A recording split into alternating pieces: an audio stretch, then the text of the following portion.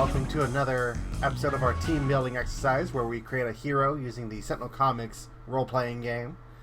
This is actually the second attempt of this video. The first attempt, it just wasn't that interesting of a video, honestly. So I decided to scrap it and start over again. But you don't need to worry about that too much. Right, we are going to go ahead and start rolling our backgrounds. And try and get someone who can actually meet up with this Yeti. We've got 6 and 7, which is law enforcement, academic, and then 7, 8, 13, medical. So I think academic or law enforcement for like park ranger, I'm thinking. Or academic, it could be a cryptozoologist.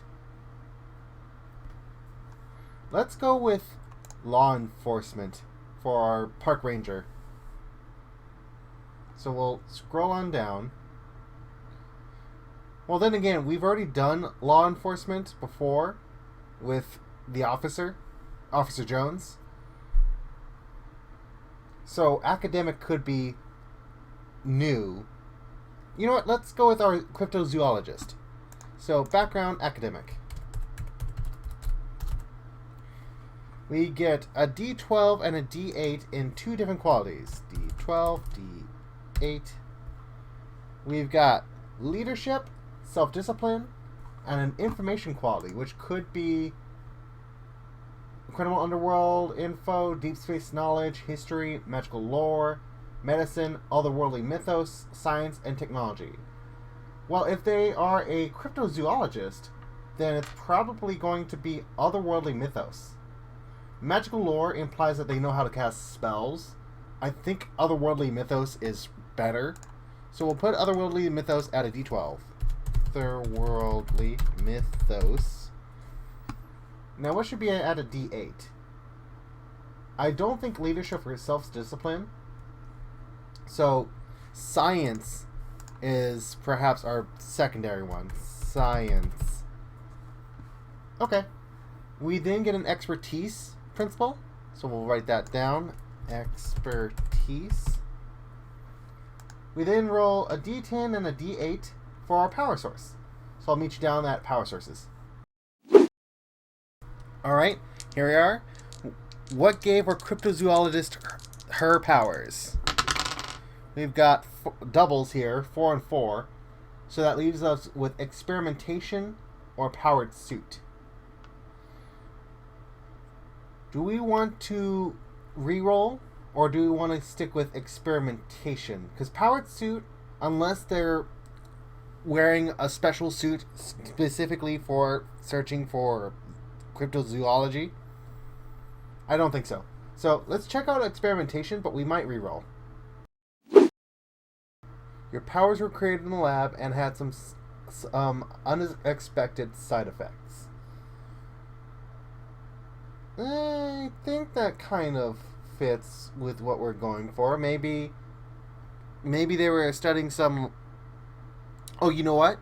Originally, they were just a normal archaeologist when they were digging up a fossil of some sort, and through the process of cleaning up the fossil and carbon dating it, something happened which not only gave her powers, but also revealed to her that cryptozoology is a legitimate field in this universe.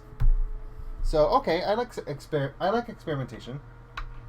So we got a D10 and a D8 to any of the following powers. Let's write down D10, D8. D10, D8.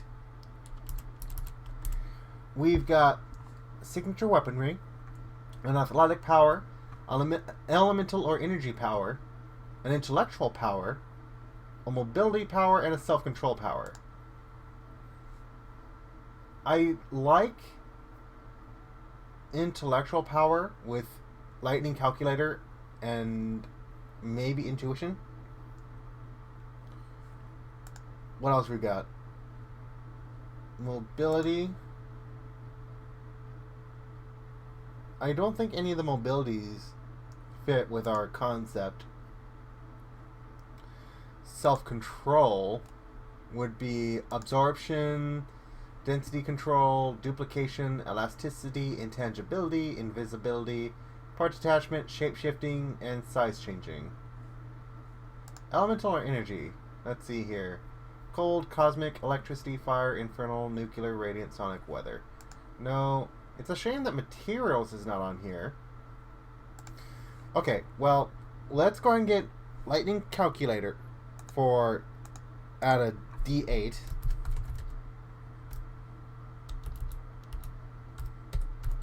Assuming I can spell lightning. There we go. Or maybe awareness. Awareness because they're looking for things. They're looking for really small details hidden in dirt and earth and stone. What should our second power be? Maybe it's based off of the fossil that they were. So we need to come up with some cryptozoological fossil that they were digging up that reacted in the lab for just carbon dating, and then base another power off of that. Let me do a quick Google search. Okay, so I'm thinking they were in West Virginia when they originally found fossils of Mothman. Mothman was a real creature, but the original Mothman is no longer around. Now there may be Mothman progeny from all over the place, but for right now the original Mothman is deceased. And he found his powers, or he found his bones, which gave him powers when he looked through it through the lab.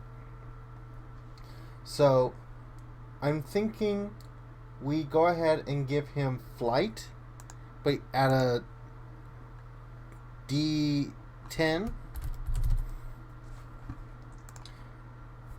The cryptozoologist is secretly the Mothman. Maybe that's how it spreads, by like looking through their eyes in a particular way. You become a Mothman. Okay. I can dig that. We get 2 yellow abilities, each using a different power. Personal upgrade. Boost yourself using power. Use your max die. The persistent is persistent and exclusive. Misdirection. When a nearby hero in the yellow or red zone would take damage, defend against that damage by rolling your single power die, then redirect any remaining damage to a nearby minion of your choice. And then throw minion. Attack a minion using your power. Result of the minion save attacks another target of your choice. I like personal upgrade and misdirection as yellow abilities, so personal upgrade, boosting yourself with awareness, I figure, and misdirection with flight. We also get one of the following green abilities. Overpower. Whenever you're boosted, increase the bonus by 1. Then, if the bonus is 5 or higher, take damage equal to the bonus and remove it. Or unflagging. At the start of your turn, remove a penalty on yourself. I like unflagging because overpower implies that they are hurting themselves in order to... Oh, you know what? Overpower does make sense with the Mothman stuff. It doesn't make sense with just normal science, but this is pseudoscience. They are looking at all of the bonuses they're given and using extrasensory awareness in order to increase that bonus, but looking at it too much, it can be too bright, so you can take damage. Okay, we get 3d8, assuming I can pick them up, for our archetype selection. So I will meet you down there. Alright, here we are at archetypes. I'm kind of hoping for flyer, honestly. But we'll see what we get. We've got 2, 6, and 2. So 6, 7, 8, that's Flyer. 2 is Shadow, 4 is Marksman, and 6 is Close Quarters Combat. So, Flyer. That was easy. We got exactly what we wanted. And I'm not fixing the dice, I promise you. So, we are going to go ahead and go down to Flyer. Shouldn't be too far. It's only 6 pages down. Ugh. Flyer. Assign one of the dice that we rolled at the end of the step of our power source step to flight or signature vehicle. We already have flight, so we're good there. If you already have one of them, either skip it or swap the dice with one of your new dice. I think we might actually downgrade our flight to D8 and use our D10 for something else. Or we could just keep flight. What do we have here? Signature vehicles, signature weaponry, athletic, mobility, and technological power. We could give them gadgets at a D8. And any remaining dice would go to information or physical qualities. We could give our cryptozoologist... Do we want to give him magical lore at a D8? And technology at a D8? Okay, we'll give him we'll give her magical lore at a D8 and technology at a D8. So I like the idea that they studied some magic. They don't actually know how to cast spells, but they know lore of magic. We get 2 of the following green abilities, at least one of them using our flight or signature vehicle power. Aerial bombardment. Attack up to 3 targets using power qualities. Apply your min die to each of them. Aerial surveillance. Boost using power quality. Apply that bonus to all hero attack and overcome actions till your next turn. I like aerial surveillance, so we'll give that. Aerial surveillance.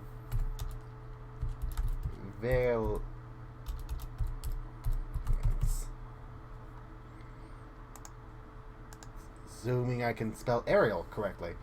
Barrel roll. When you're attacked while flying, you may defend yourself by rolling your single power or quality die.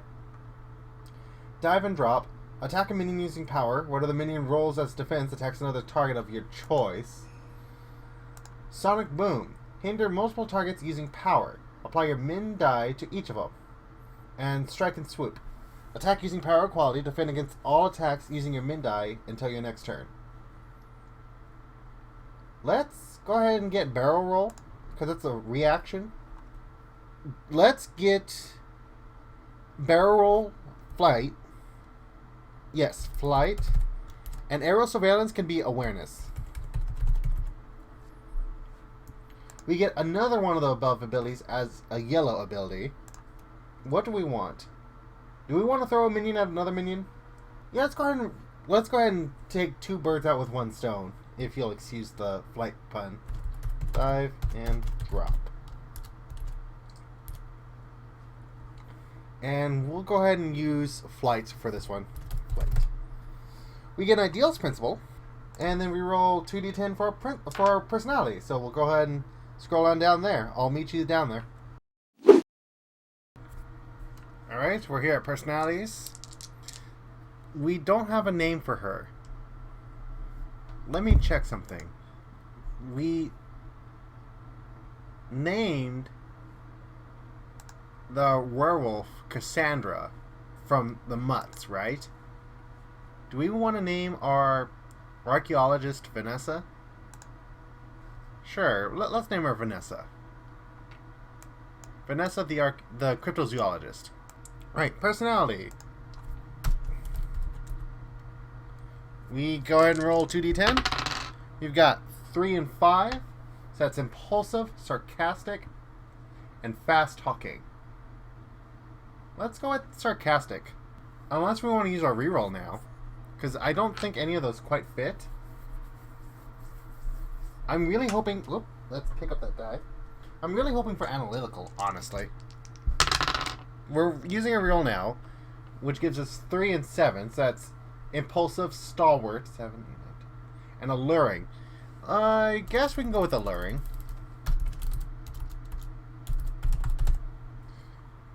Okay, so let's go ahead and scroll on down just a little bit, down to the 10th personality.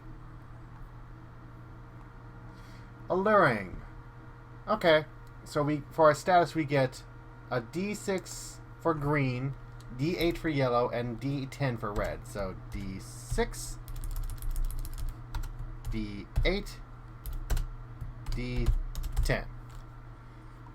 We get a role-playing quality of our choosing. Archaeologist? Yes, Archaeologist at a D8. We also get an out ability. Boost an ally by rolling your single power die. I think it is going to be awareness. Awareness die. Okay. I will meet you down at our red section. So we're here at the red section. We skip down to the intellectual powers because we don't have anything else. Well, we have some other things, but everything's below this point. We've got calculated dodge. You may take 1 irreducible damage to reroll the dice pool of a target that is attacking or hindering you. Give time. Boost another hero using power. The hero is already active for the turn. Use your max die. And that hero loses health equal to your min die. The hero acts next in turn order. Reliable aptitude. That's a inherent. When taking any action using whatever power, you can reroll your min die before determining effects. I like reliable aptitude for awareness, and I also like calculated dodge. Let's see what else we got. We got Unerring Strike. Attack using power. Use your max plus min dice. Ignore all penalties on this attack. Ignore all defend actions, and it cannot be affected by reactions. I like reliable aptitude with awareness. I'm going to make a quick note of that, but we're going to scroll down to see what else we got. Mobility powers. Calculated dodge. You may take 1 irreducible damage to... Okay, so I think we already read this one before, didn't we? Yep, calculated dodge. Same thing. Heroic interruption. When an attack deals damage to a nearby hero in the red zone, you may take 1d6 irreducible damage to redirect the attack to a target of your choice, other than the source of the attack. Then we got Intercession. When multiple nearby heroes are attacked, you can take all the damage instead. If you do, roll power die plus red zone die and defend against the attack by the total. Takedown. Attack using flight. Use your max die. Then hinder that target using your max plus mid die. And Untouchable movement. Boost yourself using power. Use your max plus min die. Then you may end up anywhere else in the scene, avoiding any dangers between your starting and ending location. I like Untouchable movement. Boost yourself using flight. Okay, and then we scroll down to technological powers. Combustion. Attack multiple nearby targets using a max plus min die against each. Take irreducible damage equal to your min die. Final Wrath. Attack using power. Use all your dice. Take a major twist. Full defense. Hinder yourself by rolling your single power die. You are immune to damage until the start of your next turn. You cannot use this ability again this scene. Ultimate weaponry. Boost yourself using power. Use your max die. That bonus is persistent and exclusive. Then attack using your min die plus that bonus. An unload. Attack multiple targets using power. Using your max plus min die. If you roll doubles, take a minor twist or damage equal to your mid die. I guess we're going on to qualities because none of those quite fit. We've got plenty of information qualities. Critical Eye. Select one target. Boost using quality, using max plus min die. The bonus must be used against that target on your next turn or else it is wasted. Discern Weakness. Remove a bonus on a target. Hinder the target using quality. Use your max die, and the penalty is persistent and exclusive. Reliable Aptitude. When taking any action, we've read this already, but this would be for our quality. And Specialized Info. Overcome using quality. Use your max plus min die. I like Specialized Info. And I think we use Specialized Info with Otherworld Mythos, because that's exactly what she is interested in doing. We then move on to our principles. So I'll meet you down on that page. So we're here at the expertise principle. And I like the idea of principle of history because of our... Oh, turns out we don't actually have history. So I guess we exchange magical lore with history for our qualities. And then we go ahead and get principle of history. Because we are an archaeologist, so that makes sense. Alright, and then I'll scroll on down to see what else we got. The other ones were Clockwork, Gearhead, the Indestructible, the Lab, Mastery, the Mentor, the Powerless, Science, Speed, Stealth, Strength, the Tactician, and Whispers. Let's go ahead and scroll on down to Ideals. Okay, we get Principle of Chaos, Principle of Compassion, Principle of the Defender, Principle of Dependence, Equality, Great Power, the Hero, Honor. I don't think any of those. Justice, Liberty, Order, Self-Preservation, the Zealot. No, none of those quite fit. I saw some really good ones earlier in the same principle group as history was. I forget what it's called. So I say we go ahead and use our retcon step to choose out of our principle group to pick something from there. So I like Principle of the Lab, Principle of Science. I like those two because those are basically the same one. But I think we go with our Mothman and say Principle of Whispers, also known as Principle of the Overpowered, where the Mothman is giving us information that we wouldn't normally actually know, where it just like buzzes information into our mind. Yes, I like this. Okay, so I'm going to type all this up, and I'll meet you after the fact. Okay, so we've got Vanessa written up. Looking at her abilities, she has some things to outright not destroy, or not hinder, but to damage the minions without actually doing them direct damage. But she has some things to boost herself, so she could just use a basic attack action with the boost. So I think that pans out okay. As for Vanessa herself, I just need to fill in the physical attributes. But I think she's done. And how does she meet up with the Yeti? Well, she's a cryptozoologist. She discovers the Yeti. And besides, people have been going up to the Yeti regardless for information, so she probably is the only one who knows that he's a Yeti, but otherwise that's not too uncommon. The Yeti's used to visitors. Okay, so that will be it for this episode. I'll see you guys next time. Take care.